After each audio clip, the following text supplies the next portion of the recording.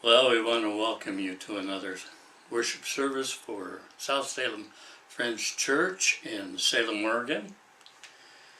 Today we want to talk a little bit about the personal nature of God. The fact that He knows us. He intimately knows us, everything about us, talks to us, calls us by name, and shares His heart with us. And because of that, we need to be very, very much aware of His presence with us. In Psalm 139, it says this, "O Lord, you have searched me, and you know me. You know when I sit down and when I rise up. You discern my thoughts from afar. You search out my path and my lying down and are acquainted with all my ways. Even before word is on my tongue, you know everything about it." Psalm 139 tells us that God knows everything about us. Paul writes to Timothy and he says, "The foundation of God stands sure, having this seal, this guarantee. The Lord knows them that are His."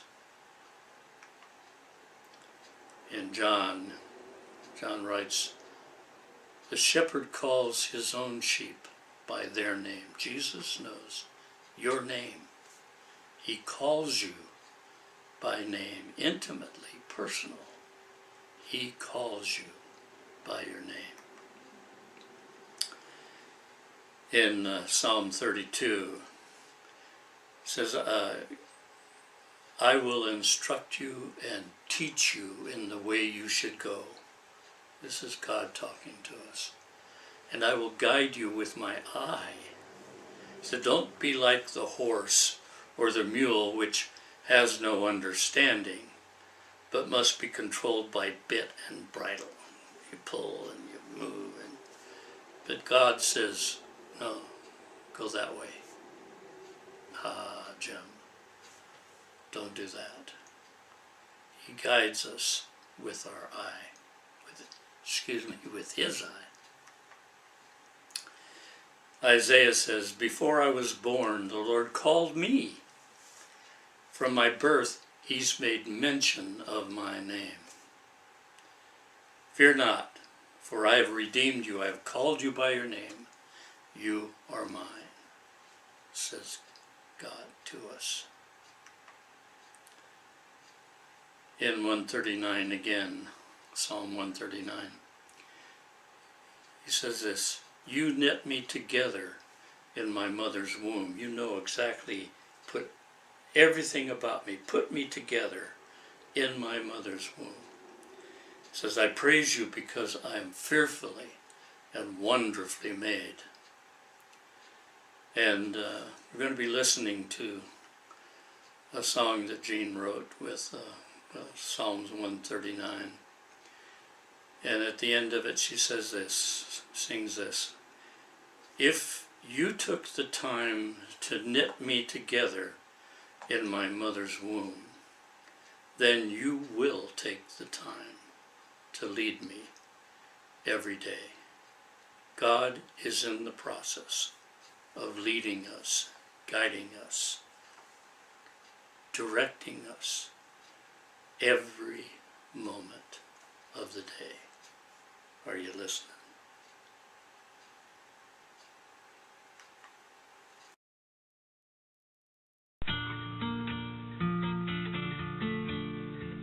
Where can I go from your spirit? Where can I hide from you, Lord? Where can I flee from your presence? How can I escape your word?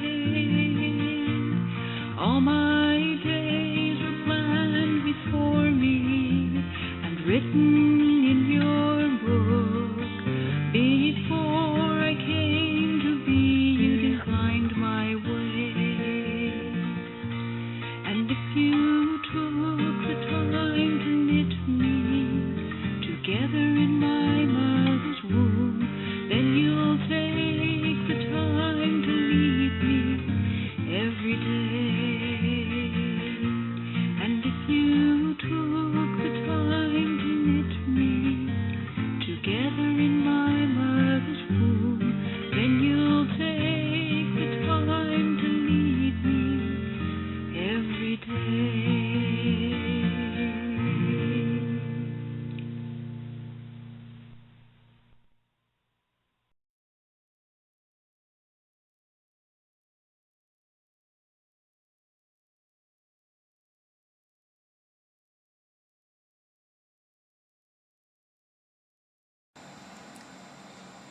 Well, Jesus says in Matthew 11, "Come to me, all you who are weary and burdened, and I will give you rest.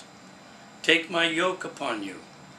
Learn from me, for I am gentle and humble in heart, and you will find rest for your souls. For my yoke is easy, and my burden is light." You know, we pursue after some kind of rest for this restless spirit of ours, and we put in all kinds of stuff that get in the way and do not bring rest to our souls. Jesus says, "I'm the only one that can do that for you. Come to me. Learn from me, and I will give you rest." It is the personal call from God, personal to us. He calls us by our name. It is personal, intimate. It's a call to himself. He says, "Jim, come to me." As he calls, it exposes my condition and my need. He tells me, "You are weary and burdened by all the junk that you put in your life to try to fill it." And then the call is demanding my dependence on him. "I will give you rest," he says. You can't get it anywhere else. It's personal. It's intimate, that call from God. It exposes my condition and my need, and it demands my dependence only upon him. He says, "You, come," put your name there. John 10 says, "The shepherd calls his own sheep by their name." Jesus knows your name, and he's calling you. Your name. It identifies who you are. It differentiates you from other people. And many times we carry the name of someone in our family. Now, my name is James Nathan Leonard. My paternal grandfather was William James Leonard. My maternal grandfather was Nathan James Huckabee.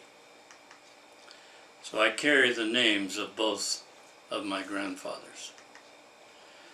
Your family is usually the only one who knows your middle name. It's very rarely used except for legal purposes. And like me, my name is Jim, but legally I am James.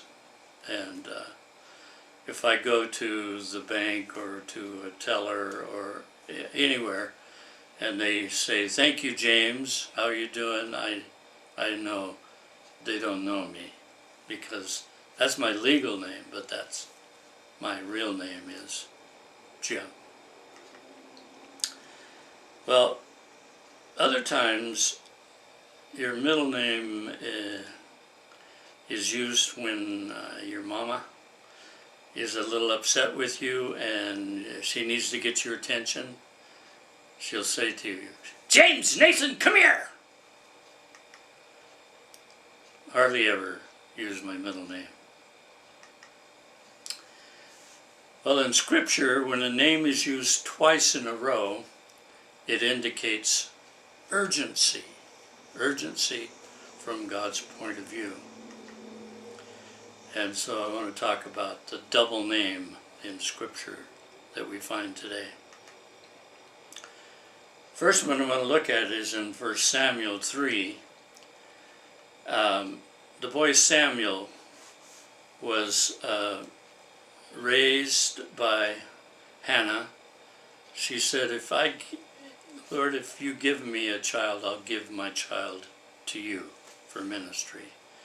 And when he was weaned, she took him to the temple and gave him to Eli to be used in the temple. And so the boy Samuel ministered before Yahweh under Eli, the head priest. In those days, the word of Yahweh was rare. There were not many visions. One night, Eli, whose eyes were becoming so weak that he could barely see, was lying down in his usual place.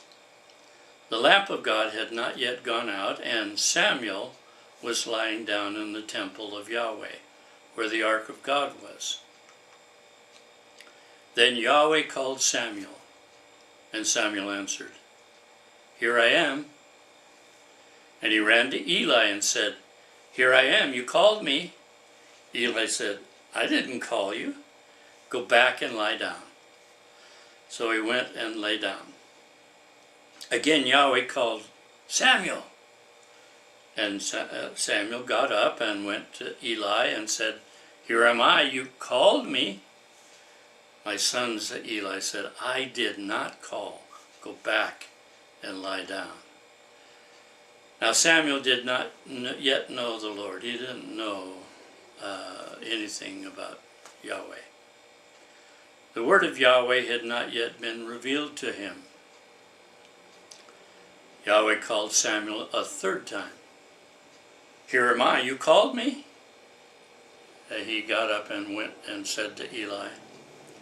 Then Eli realized that Yahweh was calling the boy.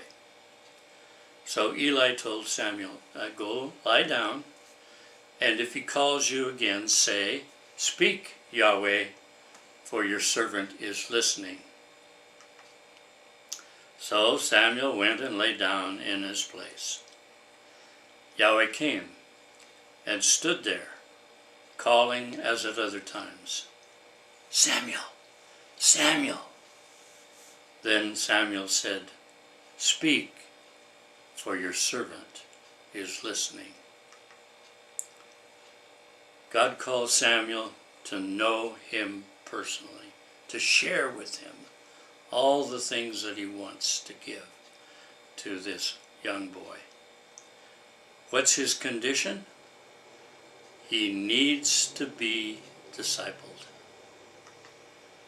He's a youth without knowledge, unaware of the things of God. And it's a great value of having discipleship, the older teaching the younger. I think I've told you before, in my first pastorate, we had a young man who had a young boy, and the young boy came to his dad and he said, Dad, who do I listen to? This big loud voice here or this quiet voice?" And it's the opportunity for us to remind our children that God wants to speak to them, wants to know them, wants to share his heart with them, to begin to listen to him. In Deuteronomy 6 it says, "These commands that I give you today are to be on your hearts. Impress them on your children. Talk about them when you sit at home and when you walk around on the road. When you lie down, when you get up, tie them as symbols on your hands. Bind them on your foreheads. Write them on the door frames of your houses and on your gates. Teach them to your children." 2 Timothy The things that you have heard me say in the presence of many witnesses, entrust them to reliable people who will also be qualified to teach others. So Jesus is saying, Samuel, Samuel, you are innocent, clueless, and untaught. Come to me. Learn from me, and you will find my rest. And then later on, it tells the history of Samuel. It said, Yahweh was with Samuel as he grew up, and he let none of Samuel's words fall to the ground. And all Israel from Dan to Beersheba recognized that Samuel was attested as a prophet of Yahweh. Yahweh continued to appear at Shiloh, and there he revealed himself to Samuel through his word. From a little child to an old man, God continued speaking to Samuel. The second one we want to look at is in Genesis 46, about Jacob. And you have to understand what is happening with Jacob. This is after Jacob has an old man. He's settled in to living in the land of Israel that God had promised Abraham and his father Isaac, and now to him. And he was all settled in. He had gone through the experience of mourning over losing Joseph, and then finding out that Joseph was alive. And there was a time of famine in the land at this point in time, and he sent his sons down to Egypt to get food, and in that experience found that Joseph, their brother, was alive. And they come back and tell Jacob that it's now Joseph wants he and the rest of the family to come to Egypt and live there, and he will take care of them. And so it says, so Israel, that's Jacob, set out with all that was his, and when he reached Beersheba, he offered sacrifices to the God of his father, Isaac. And God spoke to Israel in a vision at night and said, Jacob, Jacob. Here am I, he replied. I am God, the God of your father.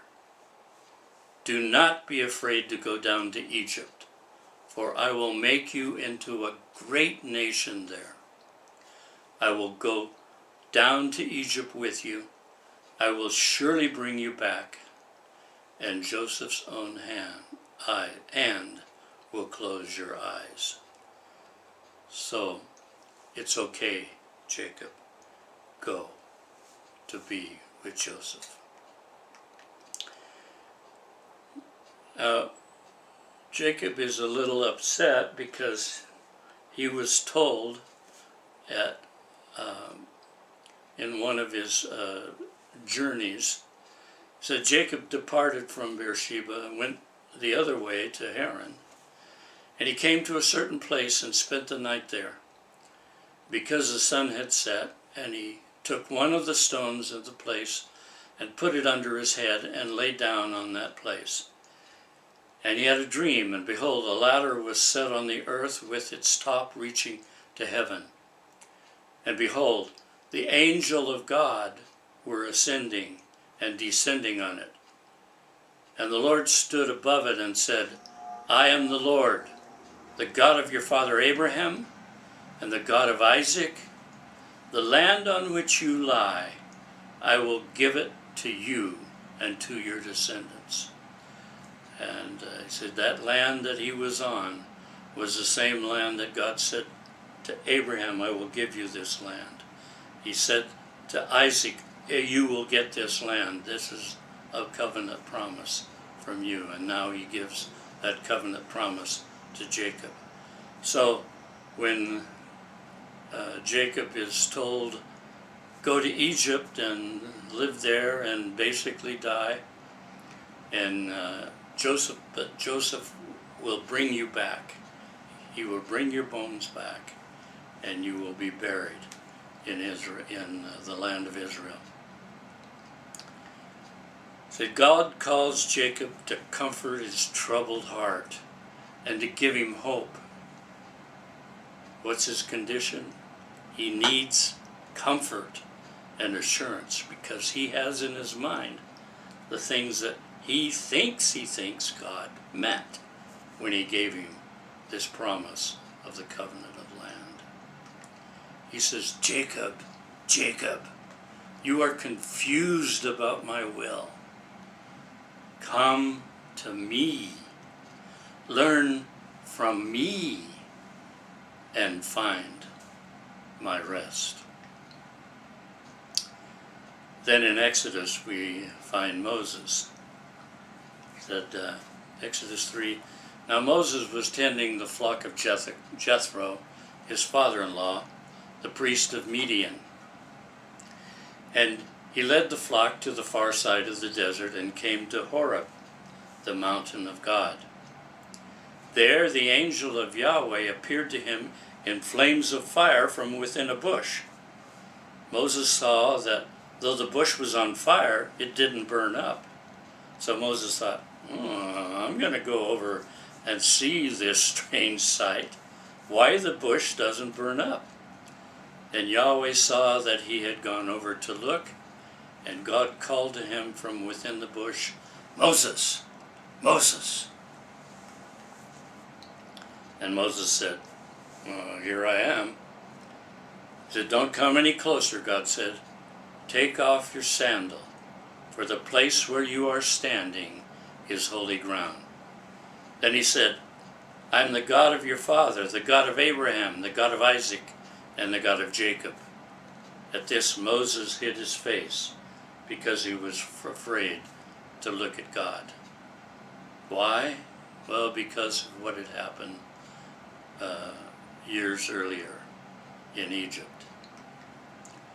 And what happened was that Moses as a little child was supposed to have been killed. And but his mother put him in a basket and floated him on the Nile. And Pharaoh's daughter happened to find him and took him in and adopted him as her own child. Raised him in Pharaoh's house. And as he grew up, he realized that he was an Israelite. He wasn't an Egyptian. And that's what he really was. And that for some reason he felt that God had put a call on him to help his people. And it says, one day, after Moses had become an adult, he went out among his people and he saw their forced labor. He saw an Egyptian beating a Hebrew, one of his own people.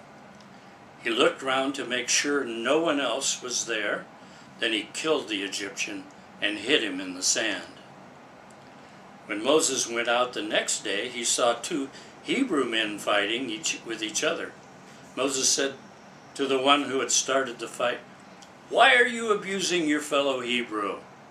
He replied, "Oh, who made you a boss or a judge over us? Are you planning to kill me like you killed the Egyptian?" Then Moses was afraid when he realized that they obviously knew what I did, he says. When Pharaoh heard about it, he tried to kill Moses. But Moses ran away from the Pharaoh, settled down in the land of Midian. And so that's where he is now. And God now is speaking to him. God calls Moses to give him comfort and direction after, for years, feeling that he had failed greatly. What's the condition of Moses? Feeling like a failure in doing God's call on his life. And in the latter end of his life, hiding in the backside of the desert. Maybe some of you have felt that you failed God, and instead of trying to understand where God wanted you to be today and wants you to do today, you backed away and you went and hid away from everything to try to get away from that shame. God's speaking to your condition. He's saying to you, put your name in here. Moses, you thought you had failed and could never be used by me again. Come to me. Learn from me, and you will find my rest. Then Genesis 22, we find Abraham. This account of Abraham. This is after Abraham had been promised a son, and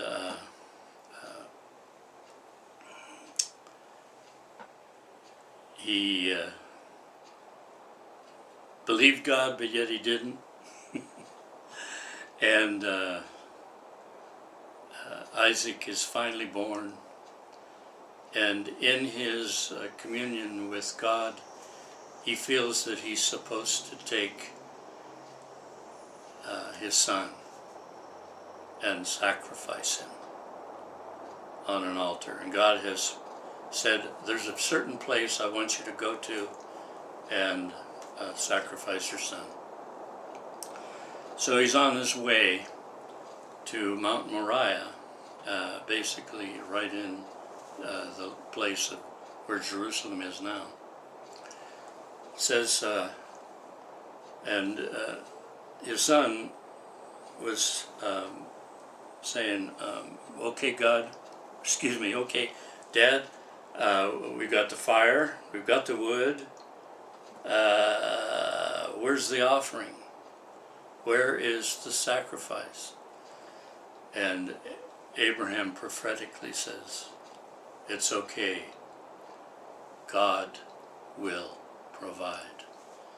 And the place at Mount Moriah is the place where God provides sacrifice. And he provides a sacrifice instead of Isaac.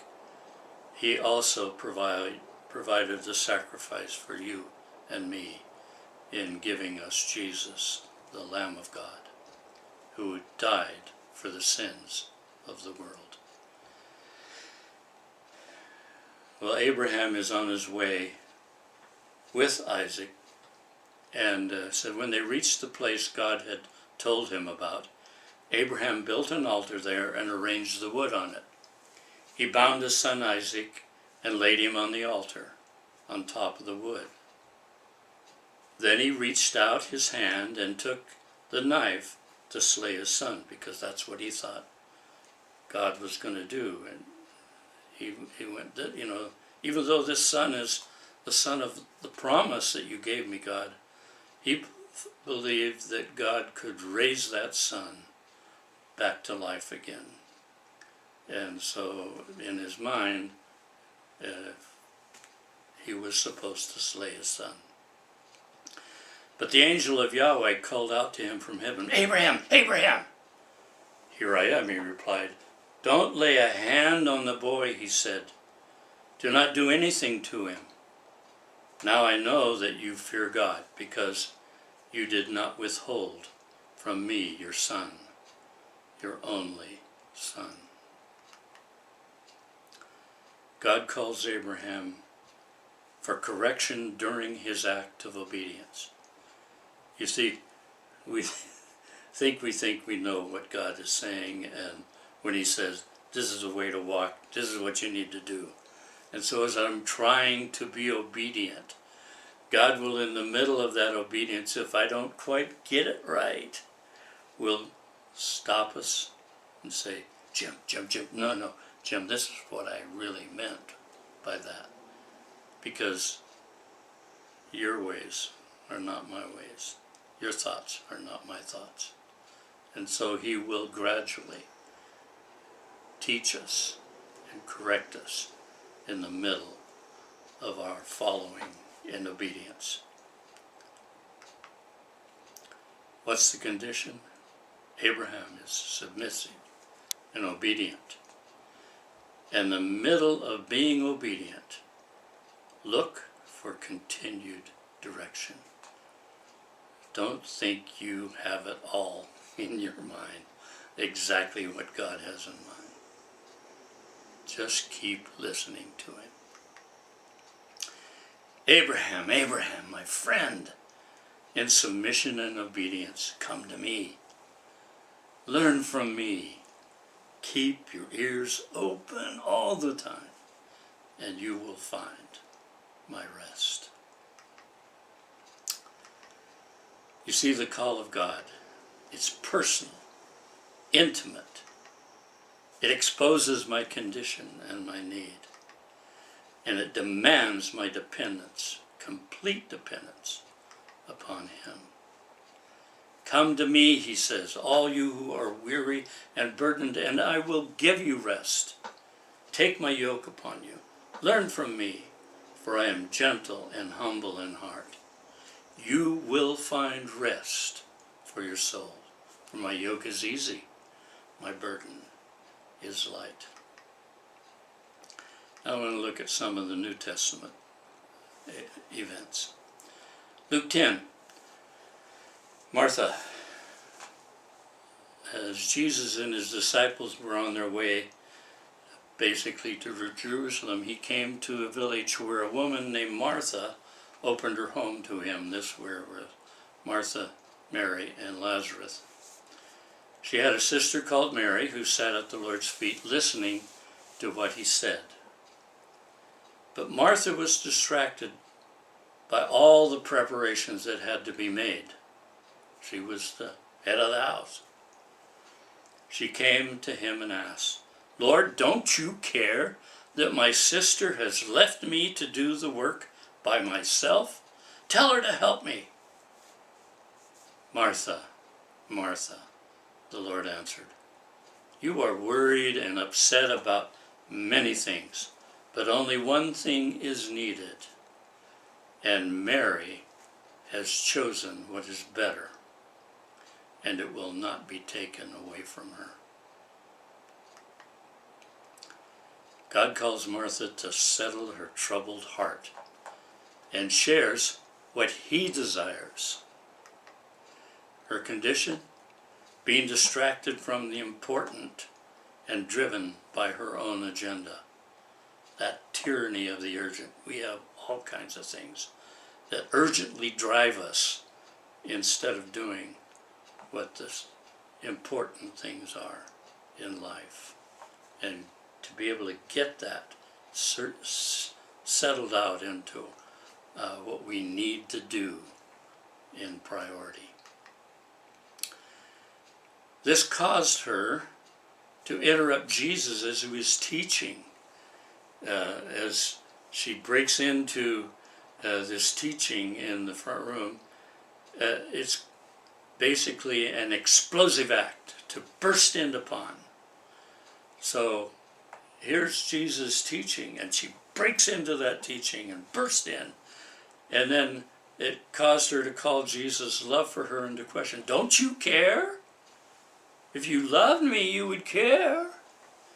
And then it caused her to manipulate her sister in front of everybody else. I have to do all this, and she's just sitting here. And she was distracted from the best that Jesus said. Mary's chosen the best, because she was worried and upset about many things. We're usually motivated by what makes sense to us and what we feel is important. You know, the truth is not based on what we feel, but on what God has revealed. And a servant only does what he is told. He doesn't tell the master how things are supposed to be. Martha, Martha, you're pursuing your own agenda. Come to me, learn from me, and find my rest. Then in Luke 22 we find Peter, Simon Peter. He's with Jesus in the upper room, and he says to Simon, Simon, Simon, Satan has asked to sift you as wheat. You realize that as we are under Jesus' rule and reign, that Satan has no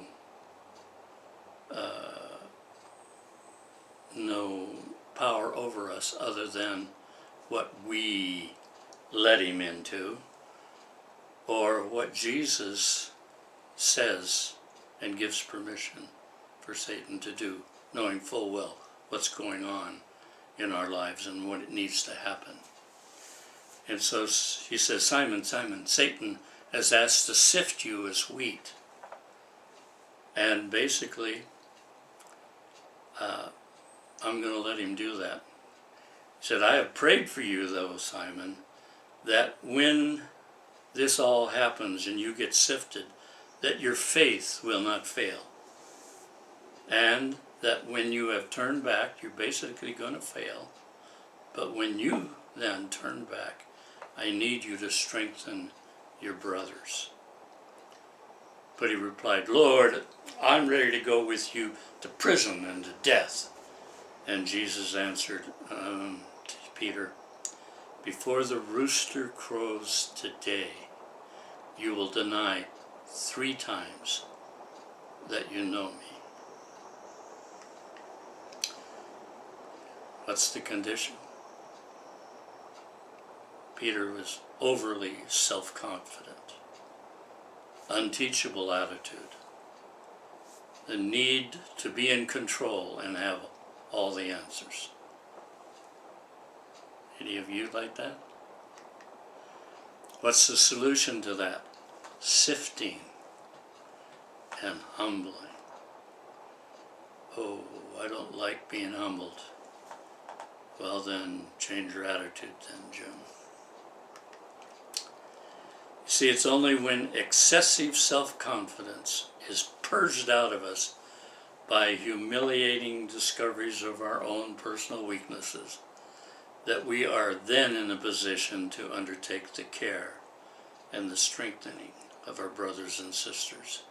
And many times we will take that on without having that preparation of being humiliated, being simply understand that you haven't got what it takes without the help of Jesus. His call to us is, feed my sheep. Later, Peter describes the situation and encourages others. He says, humble yourselves, therefore, under God's mighty hand, that he may lift you up in due time. Quit trying to get on the heights. Cast all your anxiety on him, because he cares for you. Be alert and sober-minded. Your enemy, the devil, prowls around like a roaring lion looking for someone to devour. How do I know? Because he did that to me. Resist him, standing firm in your faith, because you know that the family of believers throughout the world is undergoing the same kind of suffering. Because we're all pretty arrogant. God calls Simon to tell him he is praying for him because he knows that he will fail the testing by the enemy. He said, but I prayed for you. Simon, Simon, your confidence is in yourself, not in me. Come to me. Learn from me and find my rest. Then in Acts 9 we find Paul. That Paul was, before he got his name changed, says, meanwhile Saul was still breathing out murderous threats against the Lord's disciples.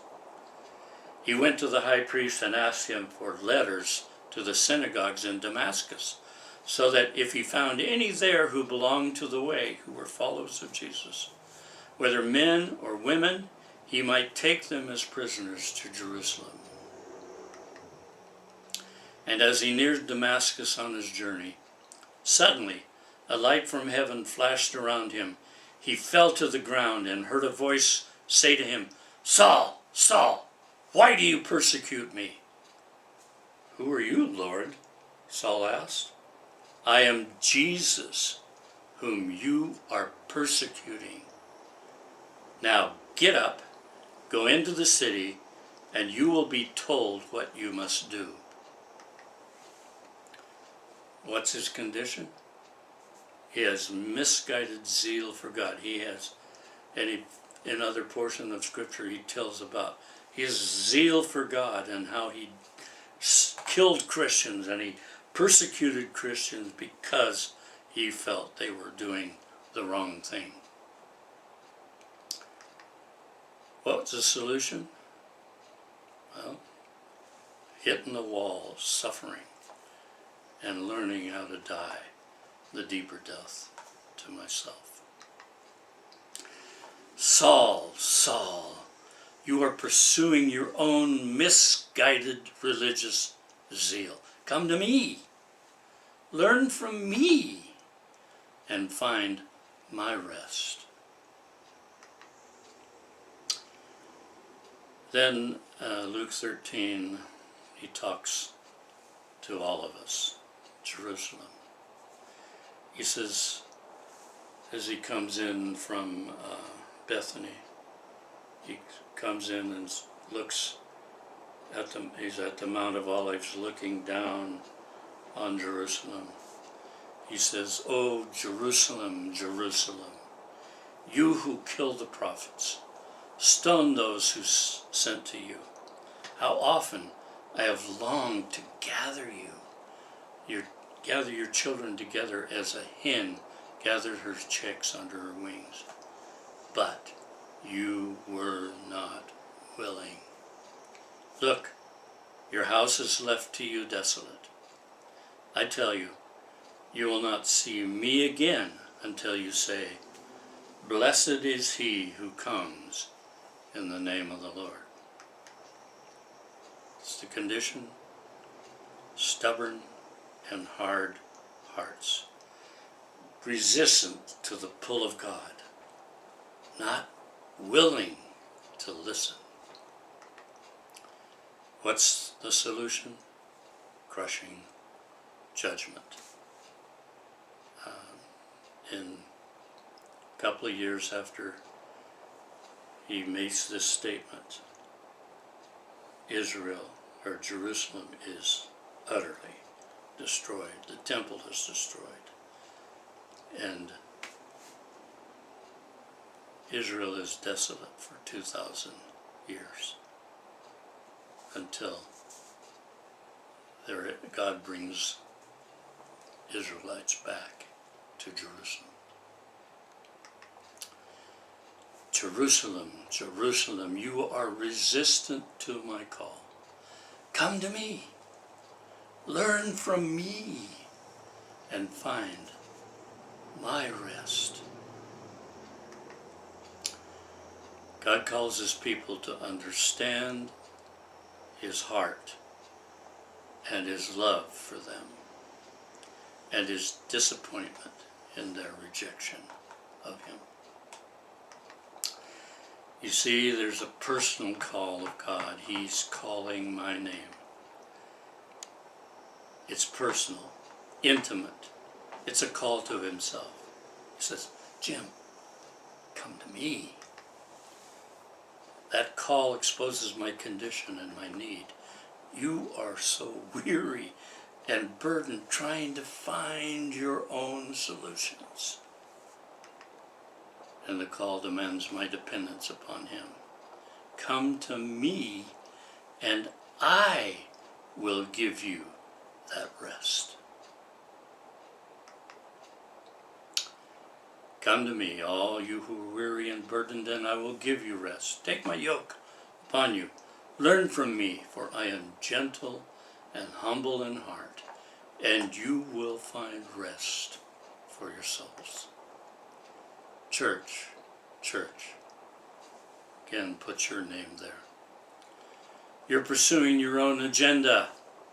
Drop all your distractions, your self-confidence, your insecurity, your misguided zeal, and your stubborn, resistant heart. And come to me.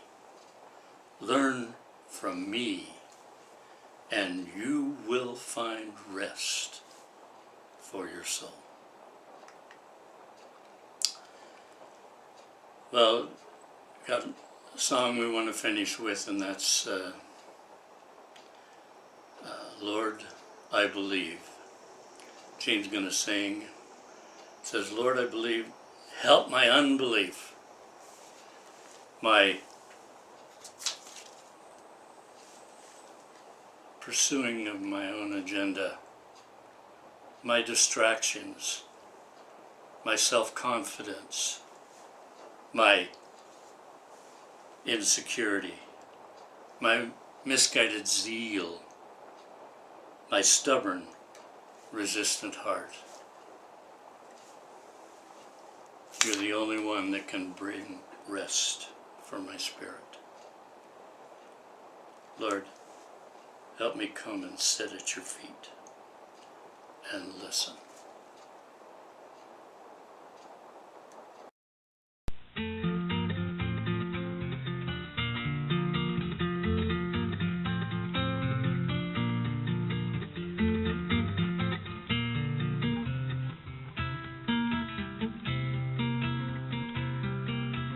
Lord, I believe. Please help my unbelief. I am tossed in a sea of doubt. I cry out. Lord, I want to be like Abraham, who against all hope believed what he had heard.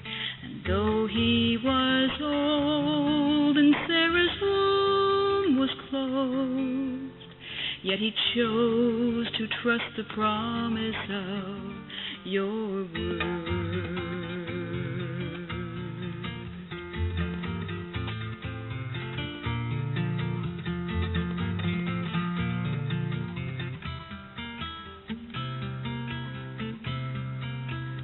Lord, I believe. Please help my unbelief. I am tossed in a sea of doubt. I cry out. Lord, I want to be like Abraham, whose faith gave him the power to give praise. And he stood firm in the promise of your word, though he did not understand the mystery of your way.